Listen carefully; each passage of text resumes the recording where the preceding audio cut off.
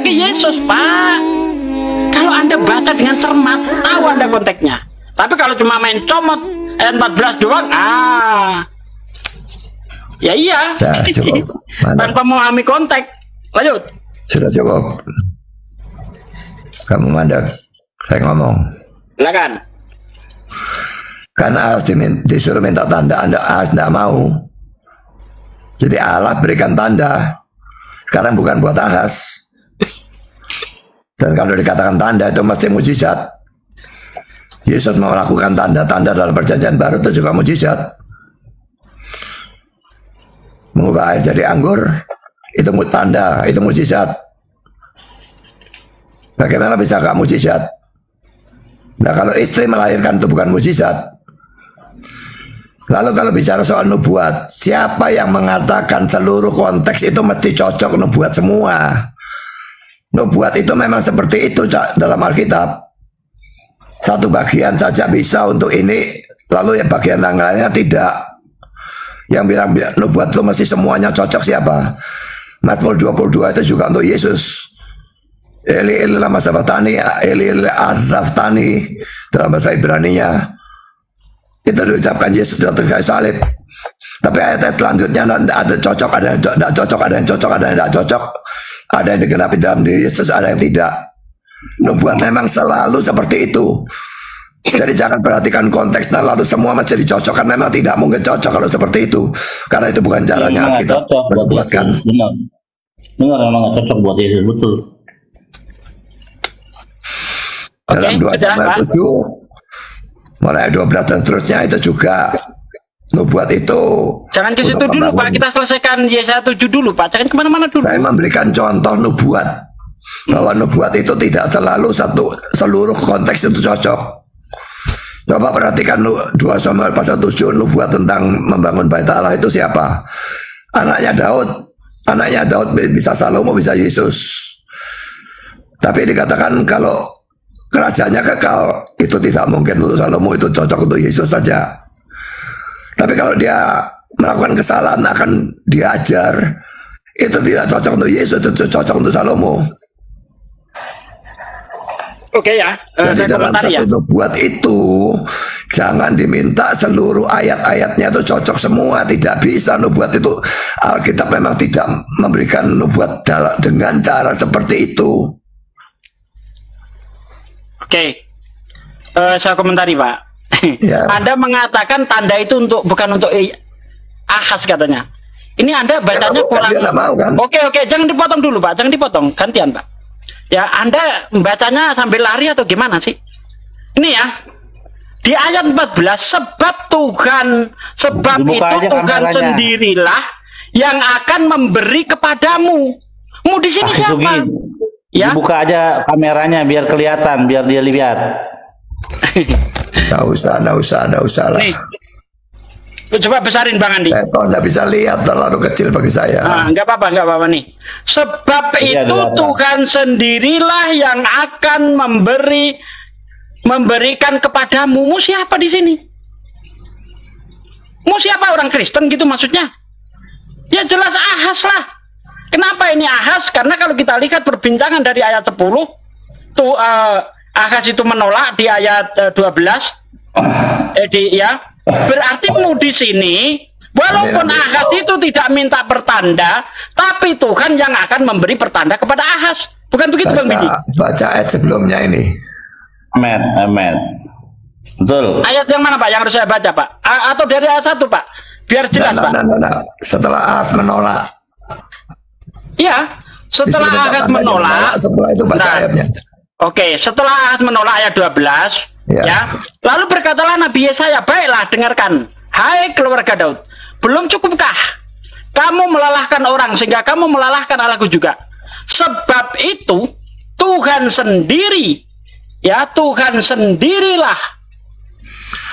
Ini. Sebab itu Tuhan sendirilah yang akan memberikan kepadamu Ahas suatu pertanda, sesungguhnya seorang perempuan muda mengandung dan akan melahirkan seorang anak laki-laki dan ia akan menamakan dia Immanuel. Jadi mau di sini Ahas, kenapa Anda bilang pertanda itu bukan untuk Ahas. Orangmu di sini Ahas. Bagaimana sih Pak Pendeta ini cara bacanya? Bagaimana Bang Billy? Lanjut Bang Billy, ini yang berhak menerangkan ini Bang Billy, bukan saya. Iya, menarik sekali tadi dikatakan bahwa sampai anak itu bisa membedakan yang baik dan jahat, atau sampai anak ini bisa memanggil mama papa, maka kedua raja itu akan apa tadi katanya? Negeri kedua ya raja yang itu ditinggalkan kosong. Nah, berarti kita lihat, jadi nubuatannya dua raja itu akan mati, bukan? Betul kan? Ya. Nah, kita lihat nubuatan itu digenapi di dalam, coba bisa dibuka ya, karena saya lagi jauh dari perangkat. Di dalam 2 Raja-Raja 15 ayat 29 sampai 30. Dua raja-raja. Ya. Jadi nubuatannya digenapi di sini. Karena kan tadi dibilang dua raja-raja 15 nomor ayat 29 sampai 30. Oke. Dalam zaman Paskah, Raja Israel datanglah Tiglat-Pileser, Raja Asyur itu ya? Iya, betul. Direbutnya lah Ion, Abel, Bet, Meka, Yonan, Kades, dan Hazor, Gilead, dan Galilea. Seluruh tanah Naftali, lalu diangkutnya penduduknya ke Asyur, ke dalam pembuangan. Hosea bin Ela mengadakan persepakatan melawan Pekah bin Relmaya. Dibunuhnya lah dia. Kemudian dia menjadi raja, menggantikan dalam tahun ke-20 zaman Yotam bin Uzia. Iya. Selebihnya dari riwayat Pekah dan segala yang dilakukan sesungguhnya semuanya itu tertulis dalam kitab sejarah Raja-Raja Israel. Nah itu dia. Betul. Jadi sebelum anak itu besar, caranya itu raja itu mati. Nubuatnya itu perawan mengandung dan melahirkan anak laki-laki namanya Immanuel. Di dalam 2 Raja-Raja 16. Kok dipindahkan ke yang lain-lain? Coba Aki 2 Raja-Raja 16 ayat 5 sampai 9. 2 Raja-Raja 16 ayat 5 sampai 9. Nanti tunggu sebentar, dengar saya ya. Tadi kan kalian minta ayat yang menunjukkan Allah menjadi manusia. Maka saya tunjukkan nubuat Yesaya 7:14, jangan yang lain-lain. Yesaya 7:14 tadi kan Anda ke Yesaya 7. Makanya lagi dibahas sama saya bilang Yesaya 7:14 kok. Ini pembuktian Pak, pembuktian di ayat itu. Karena dikatakan, karena di situ dikatakan sebelum anak itu bisa menolak yang jahat dan yang baik, negeri yang kedua rajanya kamu takuti ditinggalkan kosong. Nah ini kita pembuktian Pak. Saya cuma tanya di mana ada perawan mengandung dan melahirkan. Nggak ada kata perawan Pak. Nggak ada kata perawan di situ. Coba lihat terjemahan King James. Coba lihat Septuaginta. Lah, tanah lah Pak. Elai aja nggak menerjemahkan perawan Elai Pak. Elai memang salah macam makanya terjemahan Elai. Loh, kok kitab kesukaanmu, kitab Kristen dibilang salah? Gimana nih orang? Saya bolak-balik ngomong terjemahan Elai salah kok. Oh, mantap. Bagus. Oke, Aki. Itu di situ apa Bang Billy? Itu perawan atau perempuan muda? Perempuan udah Alma. Iya. Iya, kalau perawan kan Betulah. Betul. Betulah itu bisa digunakan untuk perempuan yang sudah nikah. Oke, Akhi, kita lanjutkan nubuatan kedua. Kan ada 2 raja itu yang akan mati di nubuatan. 2 Raja-Raja 16 ayat 5 sampai 9. Kalian tadi minta di mana Allah kok bisa menjadi manusia? Nah itu kan Allah menjadi manusia. Nggak nyambung Pak, nggak nyambung. Itu bukan untuk Yesus. Jelas bukan untuk Yesus, kok nekat Bapak ini. Anaknya perawan itu satu-satunya cuma Yesus, tidak ada lain. Di mana di situ dikatakan perawan? Makanya baca terjemahan Inggris atau baca Septuaginta. Parthenos itu apa? Padahal tadi perawan. Ya, dalam Matius 1:23 juga Parthenos, perawan juga. Bagaimana dengan Dina? Dina ketika sudah diperkosa, selaput perawannya keluar, kok masih disebut Parthenos? Wah. Bagaimana dengan Dina ketika diperkosa? Di mana pasal berapa kita enggak tahu. Loh, kamu kan ngomong Septuaginta. Kamu ngomong Septuaginta. Nah, bagaimana status Dina ketika sudah diperkosa kok masih disebut perawan? Ayo, Pantenos. Nanti dulu ayatnya bacakan. Tunggu bentar, aku cari ayatnya. Nih, saya bacakan ya ayatnya ya. Nih. Septuagint kan? Sebentar. Nih. Oke. Sebentar, ini kok layar kebalik. Bacakan Indonesianya saja lah. Oh, jangan dong, perlu pembuktian Yunaninya. Tadi kan Anda membawakan iya, bawa Yunani. Kenapa dibawa Yunani sekarang Indonesia sih, Pak? Iya. Ini minta dibesarin host sebentar. Nggak kelihatan saya kalau baca di layar. Bapak belur ini mah. Jadi oh nggak ada yang besarin ya. Di kejadian besarin. 3. Bentar saya besarin bentar. Ustadz, al-afu ya Ustadz. Nggak ada maaf bagimu. Lanjut. Di kejadian Bereshit atau kejadian 34 nomor 2 ya. Ketika itu terlihatlah ia oleh Sichem anak Hemor orang Hewi raja negeri itu, lalu Dina itu dilarikannya dan ini kebenaran nggak ya? Nggak ya? Di itu ya kan ya? Paham ya?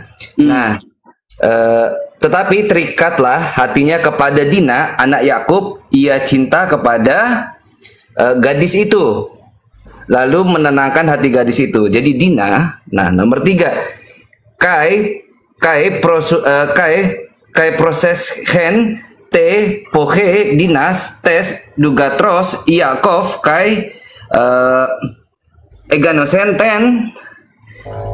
Di sini apa? Parthenon tetap.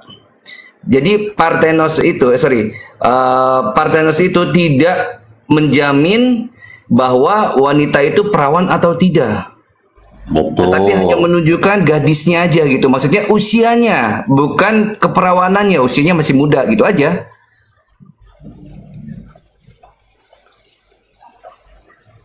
Jadi kan kalau dia bilang itu perawan ya, Parthenos itu perawan. Nah, kalau Yesaya gimana Bang Moto dalam bahasa Yunaninya? Yesaya 7:14 itu. Nah, ayat berapa tadi? Kejadian 34 nomor 2 dan 3, Pak. Nomor 2 dan 3.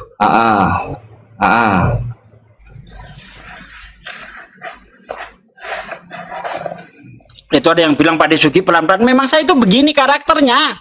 Nggak bisa lah berubah-ubah, gimana sih? Kayak nggak tahu saya aja. Pak Desugi ini orang Batak, jadi maklum aja. Orang Jawa. Ya, terus terang saya tidak tahu kenapa disebut perawan. Mungkin karena pemerkosaan itu. Makanya coba Yesaya 7:14. Makanya dibilang di sini di bahasa Yunaninya, Bang. Saya ngomong tidak pernah didengarkan kok. Iya, sebentar Pak. Pak siapa ya? Selalu ngomong sebentar, tapi saya tidak pernah ngomong.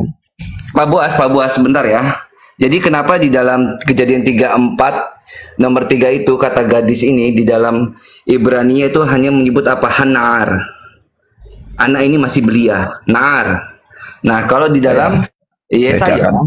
Nah, Yesaya tadi berapa? Yesaya 7:14. Yesaya 7:14. Itu Alma. Nah, di sini apa? 14. Nah, di sini katakan Halma. Nah, iya. Alma itu hanya belia saja, tapi tidak apa ya? Tidak menjamin bahwa ini masih perawan. Ya, karena perawan hubungannya ya. Karena perawan hubungannya dengan selaput. Kalau mau saya tunjukkan, tapi sekarang itu gak komputer saya tadi atas, masa saya mesti naik, tidak mau saya.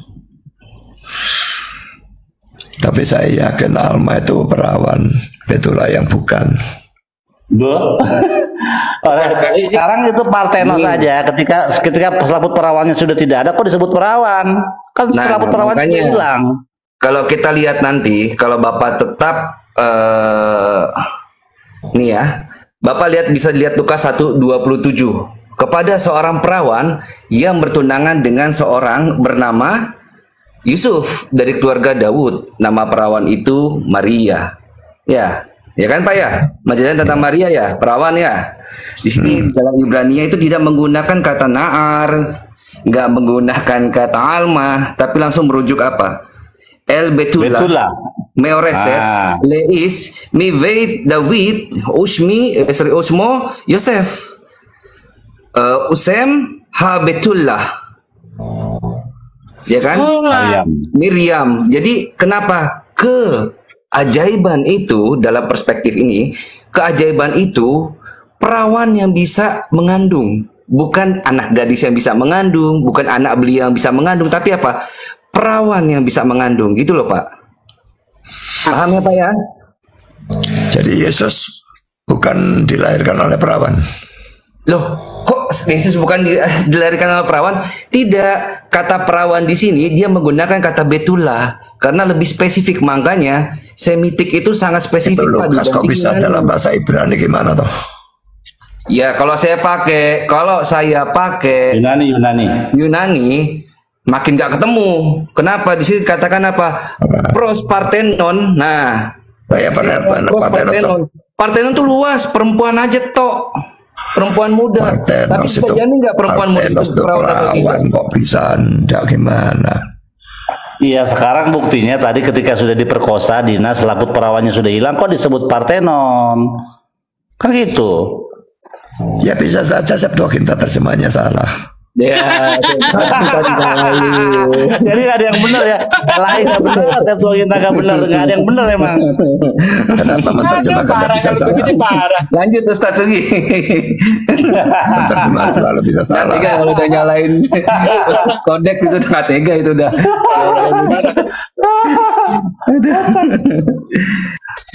Tapi benar sih, benar, namanya terjemahan bisa salah, benar itu, benar. Iya, cuma enggak itu aja bisa. Lain kali kalau mau debat saya pakai komputer saja lah. Nggak bisa ini cuma bawa HP tok.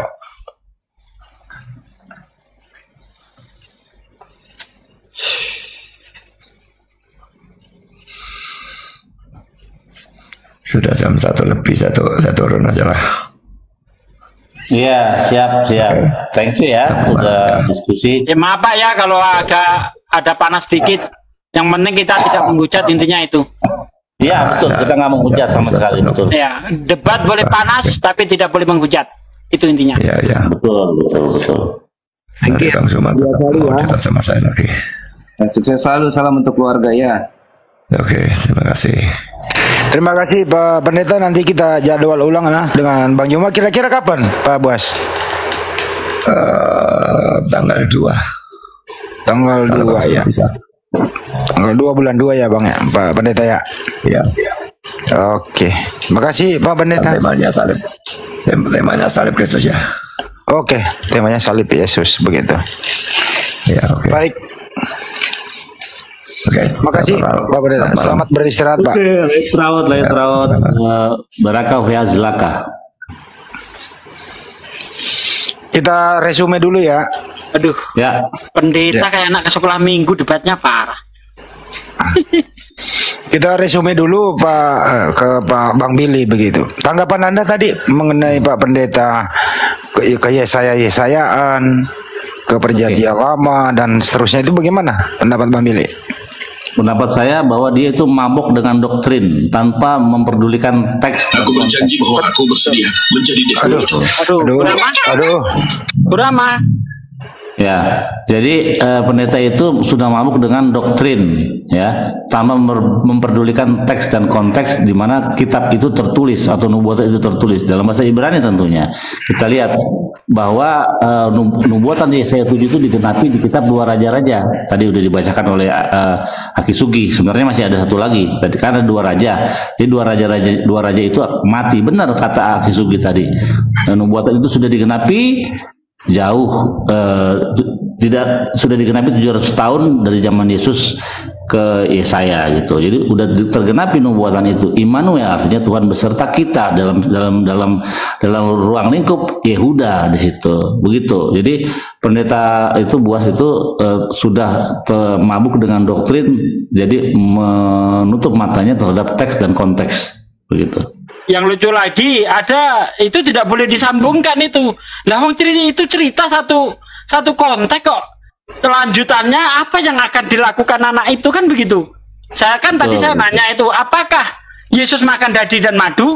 Di mana kalau iya? Oh, enggak harus seperti itu. Ya gawat.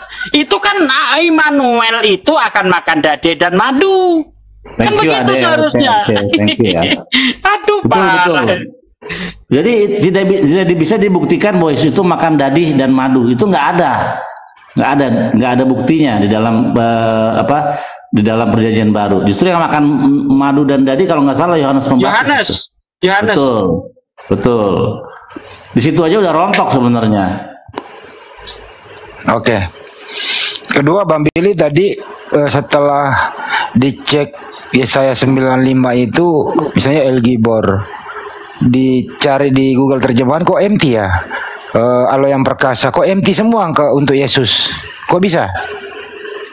Iya, karena klaim-klaim yang mereka klaim bahwa penasihat ajaib itu Yesus, Allah yang perkasa itu Yesus, Allah yang kekal itu Bapa yang kekal itu Yesus, penasihat ajaib, kedamaian itu Yesus, itu nggak bisa diselamatkan kepada Yesus. Kita lihat di dalam Alkitab LAI di aplikasi kita ketik Yesus juru selamat, keluar tuh Yesus juru selamat banyak sekali. Nah, ketika kita mengetik Yesus penasihat ajaib tidak ditemukan, Yesus Allah yang perkasa tidak ditemukan, Yesus Bapa yang kekal tidak ditemukan, Yesus Pangeran Kedamaian tidak ditemukan. Jadi memang tidak ditemukan secara teks dan konteks. Jadi nggak nyambung sama sekali. Yesaya 7, Yesaya 9 itu nggak ada nyambung sekali dengan Yesus, sama sekali tidak. Gitu. Kedua, tidak bisa membedakan telah lahir dan belum lahir gitu ya. Betul. Itu kan udah jelas. Kilet yulat itu past tense. Nah, makanya orang Kristen ini sadar bahwa ini bermasalah. Karena ini past tense. Kita resolve memecahkan masalahnya dengan apa? Dengan American Standard Bible yang berbunyi akan lahir seorang anak, will be born, a son will be born. Jadi itu pas kalau will be born. Tapi kan nyatanya tidak, has been born gitu.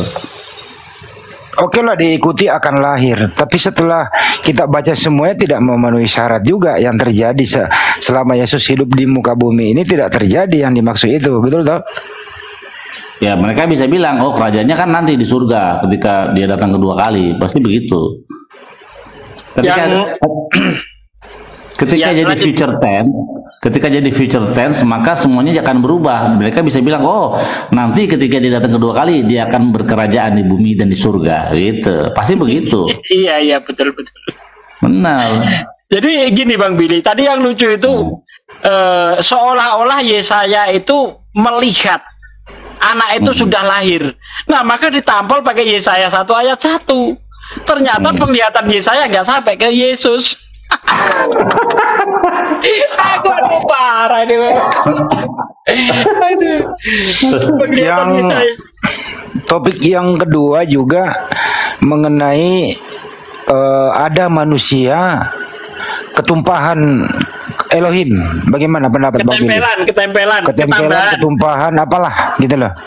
Ya beliau tidak bisa membuktikan ayatnya di mana Tuhan itu akan menempelkan diri atau menambahkan dirinya ke manusia. Itu ayat mana?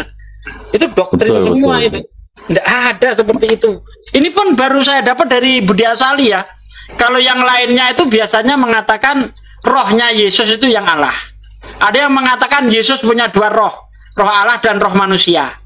Nah ini Tuhan nempel ke Yesus. Ini dapat dari mana lagi? Itu parah itu. Ya makanya itu Pak Sali itu sudah mabuk dengan doktrin. Dia sebagai pendeta, dia juga sebagai pelaku doktrin, dan dia juga sebagai korban doktrin. Nah, ketika sudah menjadi korban doktrin, ya maka dia akan terus menjadi pencipta korban-korban berikutnya untuk doktrin-doktrin begitu. Oke, baik, kita sapa dulu tamu baru. Bentar Bu Rama. Masih lagi kalau Islam biarin aja tamunya, ditanya tentang ketuhanan, itu siapapun dia, jawabannya satu. Yahudi begitu juga, siapapun Yahudi ditanya tentang ketuhanan, jawabannya satu. Kristen, kalau kita tanya kepada orang Kristen 10, satu pertanyaan yang sama, kita akan mendapatkan 11 jawaban yang berbeda-beda. Beranak satu. Ketiga ya. Sebelum Pak Thomas izin dulu ya Pak Thomas. Kami tahu kok ada yang baru naik. Supaya ini diresume. Kenapa? Supaya nanti ada yang bisa orang pelajari ulang-ulang di YouTube bahwa diskusi seperti ini kan gitu. Dan yang paling penting tadi gini, sebenarnya konsep para nabi itu Elohim yang menciptakan manusia atau Allah yang menciptakan manusia atau dengan cara berfirman atau Elohim itu yang menjadi manusia. Bagaimana bisa meluruskan ini biar teredukasi semua? Sila Bambili dulu baru Pade. Ya, kan makanya di awal untuk memahami firman Tuhan itu ya dikatakan firman Tuhan itu atau sebenarnya perkataan Tuhan lah, karena kan di Indonesia itu lebih menspesifik atau memperkecil kata dari kata dafar itu menjadi firman, seakan-akan yang berfirman itu hanya Tuhan, yang lain nggak boleh berfirman. Kata dafar ya di dalam Torah itu adalah berkata, seperti Musa juga berkata, Harun juga berkata, setan juga berkata. Itu nggak ada yang istimewa dengan kata dafar atau yang diterjemahkan firman. Nah, ketika firman itu atau perkataan itu keluar, itu bagi manusia saja, karena yang namanya perkataan itu terdiri dari apa? Dari huruf membentuk suku kata membentuk kalimat yang menjadi perkataan gitu. Nah, jadi itu adalah murni alat komunikasi Tuhan dengan yang namanya makhluk manusia dengan perkataan begitu. Nah, perkataan itu tidak pernah dikalahkan menjadi manusia di dalam seluruh Torah. Nggak pernah namanya Torah itu perkataan itu berubah menjadi manusia, nggak pernah itu ajaran seperti itu. Nah, apalagi terus. Jadi kurang lebih Bang Andi, tidak ada konsep firman itu berubah menjadi manusia di dalam Torah. Dan jelas manusia ya diciptakan oleh Sang Pencipta begitu ya. Pasti, betul. Oke. Saya rasa jawabannya Pak De sama ya Pak De. Belum. Saya kasih keterangan dulu. Ya, silakan Pak De. Sebenarnya kalau kita lihat di dalam Yohanes 1 ayat 13, itu orang-orang yang mengalami kelahiran ajaib itu bukan cuma Yesus. Karena di situ dikatakan orang-orang yang dilahirkan bukan dari darah dan bukan dari daging, juga bukan atas keinginan seorang laki-laki, melainkan berasal dari Allah. Maksudnya Tuhan itu berkuasa menciptakan manusia dengan berbagai macam cara. Kalau Tuhan berkehendak, wanita tanpa disetubui laki-laki bisa melahirkan manusia. Kalau Tuhan berkehendak, jangankan dari laki-laki dan perempuan, tanpa ada laki-laki dan perempuan, kalau Tuhan berkehendak bisa menghadirkan manusia, Adam.